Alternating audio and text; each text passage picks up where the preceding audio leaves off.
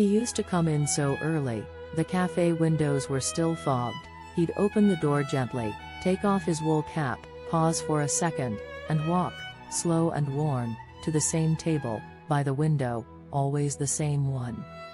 A man who was always alone, a man who always came. Nobody knew his name, but everyone recognized him. His clothes were always simple.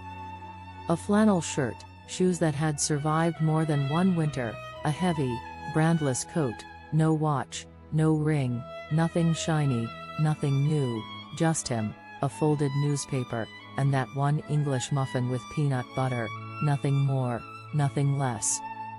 Other customers sometimes paid for his coffee, they thought he couldn't afford it, one even told the waiter, "Put it on me, poor old guy's on his own." He heard that, didn't say a word, just nodded.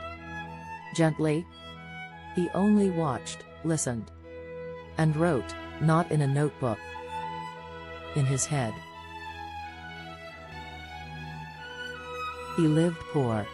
He died worth $8 million. No one knew where he went, no one knew where he stayed. And the day he didn't show up, people figured he'd fallen ill, or maybe had an accident, or maybe ended up in a nursing home. No one followed up, because when someone lives in silence, their absence is silent too. Until the obituary came. Ronald Read, 92 years old. Resident of Brattleboro, Vermont, retired janitor. Former gas station attendant. And maybe that's where the story should have ended. But then, 2 weeks later, the bomb dropped. The local library got an email from a lawyer with strange news. Ronald Read, in his will, had left them $1.2 million. They were stunned. The library director said, "This must be a mistake. Are we talking about that old man? The one who borrowed all those novels? The one who always returned them clean and folded?" But that wasn't the end of it. The local hospital also received an email, their share. $4.8 million. The single largest donation in its history. People were confused. The local newspaper's headline: "Millionaire in flannel. A fortune in silence. The man with a secret." And within hours, everyone in town was talking about one thing: how could a retired janitor, with minimal income, and a life with no sign of wealth, have quietly saved almost $8 million? His stepson said, "Yeah, he worked hard. But even I didn't know it was that much."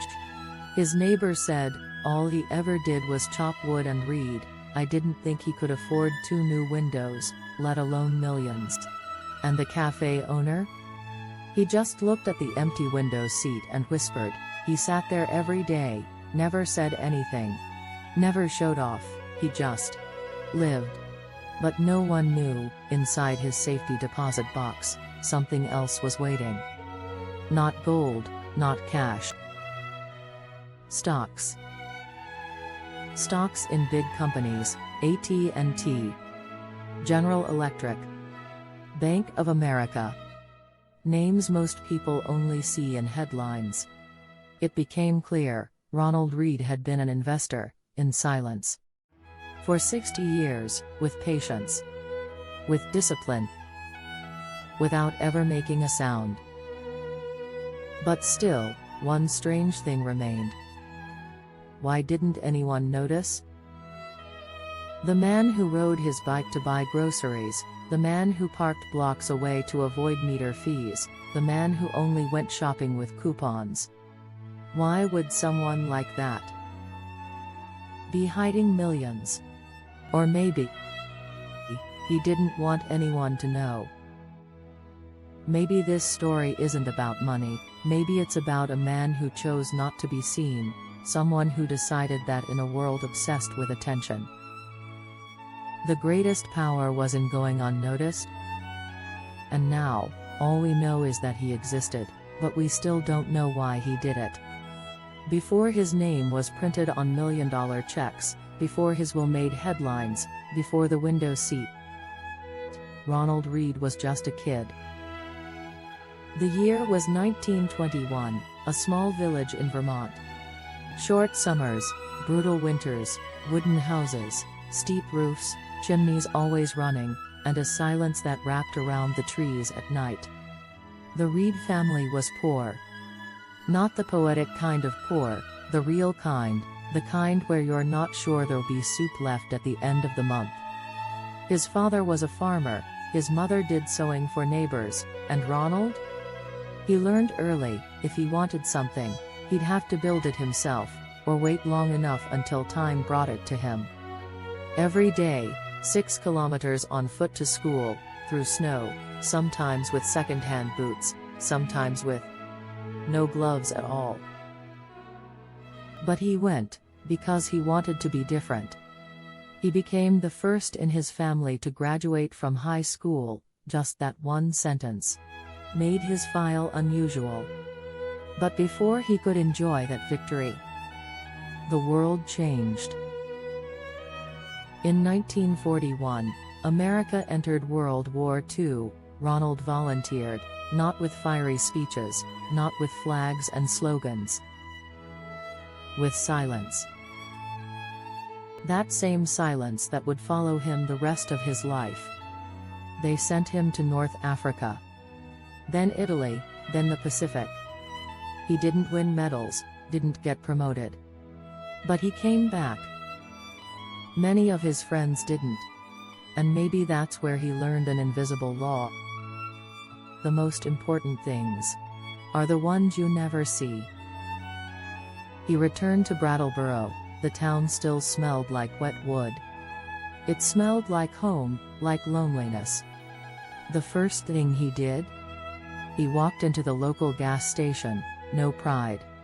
No, I'm a veteran, just said, is there work? I can start now. From that day, he was there early, and stayed late. Filling tanks, checking tires, cleaning windshields. People liked him. Because he never pretended to be more than what he was. The gas station was called Haviland's, and Read became part of the furniture. That's where he met Barbara, a widow. 2 kids. Read had nothing, no house, no car, no real savings. But he had one thing, commitment. They got married. He became a stepfather to 2 kids who didn't share his blood. He paid for their education, built their desks and shelves with his own hands. And when he finally managed to buy a small house, just $12,000, he said, "It's enough for us, but life isn't always fair." In 1970, Barbara died, and Read never remarried. From that day on, he was alone, but he never complained. He didn't look for distractions, no trips, no retirement hobbies. He worked. A few years after Barbara passed, he took on a second job, a janitor at JCPenney. Picture it, a man in his 50s, working 2 shifts. For what?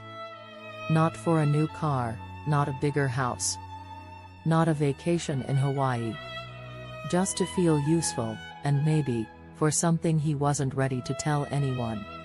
He worked there for 17 years. Until 1997, when he finally retired. Now what do you think he did after retirement? Golf? No. Fishing? No. Travel? Still no. Every morning, he went to the library, then to the cafe, then chopped firewood in his backyard, and in the afternoons, he sat. And he wrote. Not stories, not memoirs, he wrote what stocks had dropped, what had risen. Which companies paid dividends, which ones advertised less, but were solid underneath. And every week, when people thought he was mumbling to himself, he was actually analyzing. No one knew, because he didn't want them to know. Only one person got a glimpse, His lawyer. He later said, Ronald took two things seriously: investing and chopping wood. Even he didn't know how much Ronald had invested. Until that day. The day the bank opened his safety deposit box. Folders, stock certificates, receipts, handwritten notes, and one line written in pencil. When something is worth it, be patient. No one knows who he wrote that for, maybe himself. Maybe us. When someone has nothing, others decide things for them, fast. He's poor. Must be uneducated. He's quiet. Must be broken inside, wears old clothes. Probably failed in life. But Ronald Read lived with these assumptions every single day, and smiled. Not to agree, to quietly push back. After retiring, his house was still the same, no iron fences. No cameras, just a small wooden home, sloped roof, a shed full of chopped wood. But inside that house, a system was always running. Mornings. 5:30. Coffee. Wooden table, newspaper, and a short, worn-out pencil. Read didn't just read the newspaper. He read between the lines. He tracked the market. While most people skimmed through stories about celebrities, he devoured the business section, line by line. If a company's dividend dropped, he'd mark it. If a new CEO arrived, he'd take notes. At that very moment, somewhere else in town, another man might have been trading online, flashy charts, neon lights, dual monitors. But Read? He had a pencil, and time. He believed in something most people had forgotten: patience. His close friend, attorney Lori Rowell, once said, he never talked about ETFs or crypto, he chose stocks he understood, companies that had survived decades, and most of all, those that paid regular dividends. Read never managed his portfolio online, everything was on paper, neatly stored in a safety deposit box at the local bank. Inside that box, stacks of stock certificates, yellow documents, stamped, signed. No gold, no display cases. Just truth. When the bank finally opened it after his death, they expected maybe a savings book, maybe some old coins. But what they found was far more than that. 5 inches thick of stock certificates. Companies like AT&T, Procter & Gamble, Johnson & Johnson, CVS. Investments with compound returns of over 10% a year, for decades. And what nobody knew was this: Ronald Read had started investing as a teenager, with small amounts, not thousands, just $10, then $20. Again and again, with patience, all these years, people assumed he was saving because he had to, but now it was clear. He saved because he chose to. That second-hand Yaris? Not because he couldn't afford better, but because he didn't need better. Those worn-out shirts? Because quality mattered more than trend. The library? Not because books were expensive, because knowledge shouldn't be bought. Maybe that's why he returned every week with a bag full of books, from biographies to economics. Librarians often wondered how a man in his 90s could read so much. But Read wasn't reading for fun, he was reading to decide. Still, one question lingered: how did no one know? Not his friends, not his family, not even his neighbors. Maybe he didn't want anyone to know. Maybe he'd realized something powerful: being seen often comes with a cost. You lose peace, privacy, control. Read chose not to let money define him. He kept it not for pride, not even for security, but for purpose. And when he felt his time was running out, he made his final decision. He wrote his will, line by line, word by word, in neat, patient handwriting. It said, $4.8 million to Brattleboro Memorial Hospital, $1.2 million to the public library, the rest, to his stepson and a few close friends. And most importantly, no big-name charities, no Ivy League schools, no global foundations. He gave to where he lived, the library where he spent his mornings, the hospital where his friends had stayed, the town that never judged him for his clothes. And maybe that was his entire message: wealth matters most when it's invisible. When it's felt, not flaunted. 2 weeks after his death, when the story hit national media, people split into two camps. Some said he should have used that money for himself. Others said he wasn't rich because he had money, he was rich because he had peace. And now, the library, once struggling to fix its roof, used his donation to build a digital media center. The hospital rebuilt its ER wing with Read's money. And the window seat, still there, still empty. Maybe out of respect, maybe out of fear that another story might begin. The end is never really the end. When Ronald Read's hidden wealth hit the news, at first, it was just a quirky headline. A retired janitor had millions in the bank. Some newspapers ran with it. Millionaire in flannel. A fortune in silence. The man with a secret. But when his will was made public, the story became something else. The numbers were real: $8 million, neatly distributed, no fanfare, no interviews, no explanation. And the most shocking part? In all his years of life, he had told no one. Not his family, not his friends, not even his lawyer. No one knew. And even after his death, he didn't want his name to shine. The library director said, "We offered to name the new wing after him, thought we'd honor him, but in his will, he'd written, 'If you must use my name, do it small. No big letters. Not on the wall. Maybe a little plaque hidden near the shelves.'" And now, one question remained: why? Why would someone spend a lifetime saving, investing, building, only to keep it invisible? Some psychologists had theories. They called it stealth wealth, a deep inner resistance to showing off, a need for peace, a hunger for control. Others said he'd been scarred by childhood poverty, that all this saving was a way of building a shelter, not from weather, but from fear. But maybe the truth was simpler. Read wasn't trying to impress anyone, he didn't seek approval, he didn't crave the spotlight. He just wanted to be left alone.